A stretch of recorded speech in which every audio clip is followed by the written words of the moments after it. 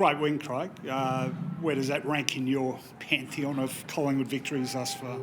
Oh, it's up there. I don't know where, but it's up there. It's just our ability to...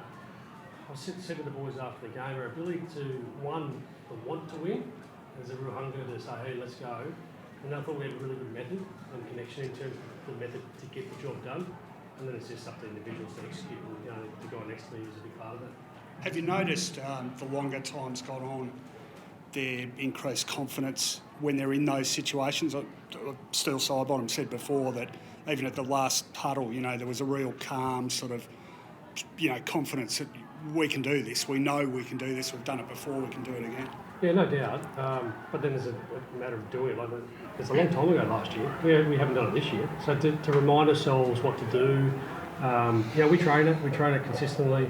I think the method was really strong, and it's hard to stop. And the energy, I've got to say to the record crowd out there, the Collingwood supporters, thank you for your energy, because I'm not out there, but I'm getting full energy. You have to speak to him about it. But you can just see the players just growing in confidence from the energy from the crowd. So thank you. It sort of seemed like in the first three quarters, you're obviously winning enough of the ball forward to centre, but you're sort of playing a bit into Essendon, the defender's hands a bit. What sort of did you sort of change up in that amazing last quarter, which sort of just changed up? Yeah, we felt going into the game that defending the ground really well. The numbers don't lie on that, and similar to last week against St Kilda, you have to move the ball a certain way, and for some reason we just weren't quite executing a couple of things. I thought that early in the game we didn't get deep enough entries, and then we try to address that, and there's a few personnel type things that we want to do work through. We're not finished. It's a difficult part of the game right now. The team's defending with the high numbers back. We understand that. It makes it hard to score, and major parts of last week and this week we defended the ground well behind it, which keeps the ball in our forward half.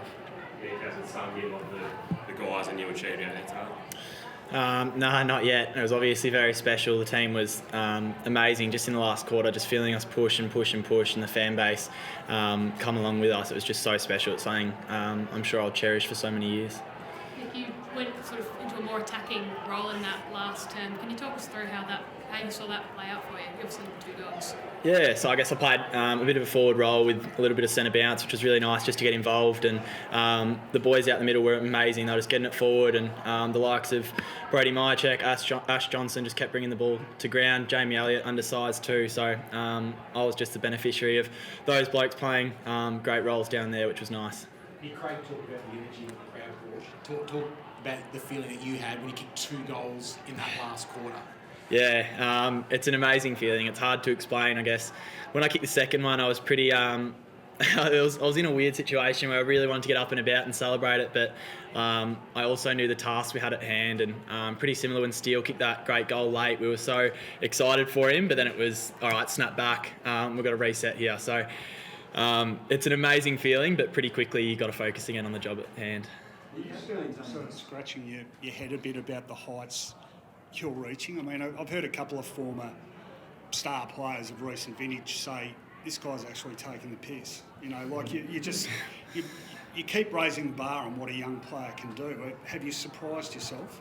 Yeah, I guess I have surprised myself in that last year my aim was just to play one single game. I debuted early in the year, and I was able to stay in the side, which was awesome. And then this year I'm gaining a lot more confidence, getting around the ball, playing a bit more midfield, and I think we've had so many players just go to another level this year again. So hopefully we're in great stead come later in the year. It's exciting seeing blokes flourish around me too. How are you handling the interest in you? I mean, we're on the little favourite. It's funny, you played 31 games and keep that, week in, week out. How are you cancelling out all the noise around you? Because there's a lot of noise at the moment. Yeah, during the week, Dad actually grabbed me for a chat, which was really nice. And he said, as long as you're pleasing yourself and the club, they're the only 2 things you need to focus on. So that meant a lot to me. And I'm very grateful for him for that. How did you see Billy Frandon seem to battle really manfully against a ruck that was pretty good last week, obviously? How did you sort of see his performance? Yeah, we thought it was enormous for us. It's a part of our game that we unfortunately don't have enough troops at the moment, but they'll be coming back shortly. And Billy's just stepped into it and he's enjoying it, and I think he's getting better. He's marking the ball and he's kicked a goal today. He's been super important for us the last couple of games in particular. In the 3-quarter time, you think, well, we can win this. But what did you see early in the last quarter? And this question for both of you that made you think, actually, we are going to win this. Yeah, well, I think there's a belief in the group. There generally is. Like the guys that were here last year, they come to the bench with great energy, and again, we have this thing that we want to play the minutes. You got to play the minutes to beat us, and we start the game with that as a headline, and then you get to 3/4 times, boys. You got to play the minutes to beat us, and we've created that over time, and today we made it come to life again. You also just look so super fit. I know you've harped on that quite a few times this year, but you just look like you just ran right over the top of Essendon. Is that one of your biggest weapons, you reckon, heading into this year? Yeah, no doubt. And Jared Wade and the... You don't want him to get poached. Come on. I can't give him too much of a shout out. If he gets poached, we're in trouble. Good point. Graham Wright's not here. He's sick today. Shout out to Graham. Take care of that, Roddy. But he's done an enormous job. These guys have done the work. So at half time, you're right, trust on the board that we've done the work. It's a hot day, and the game itself was a hot game. The GPS was really hot early, and you get to 3/4 time, you just got to remind them they've done the work.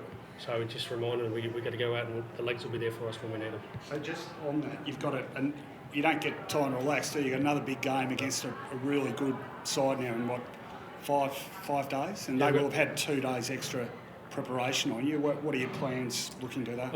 We set this up at the start of the year. This is not just a surprise. All that's happened now. We've trained to a level where we even talked about this months ago, that we'll get this period where we're going to have a 5-day break, and we'll be well prepared for it. But we've also promised ourselves we're going to have deep wins, so we're staying in the moment for now, and we'll work to Adelaide when we need to. Ray, just your thoughts on Nick's performance. You haven't really been asked about them, and especially that last quarter. Yeah, I've always been a Nick fan. Love him. He's been enormous for us. He works so hard, and for behind the scenes, to Josh's question earlier, how you handle this, he just gets back to work, and he's the first in to watch tapes with his coaches. He's the first to get on the sprung floor and do hands, and he's doing extras on his game. He's always looking to be better, and he's getting rewarded now, and I'm sure it's not going to be the only time. He got a poke in the eye, so he's going to see a specialist right now.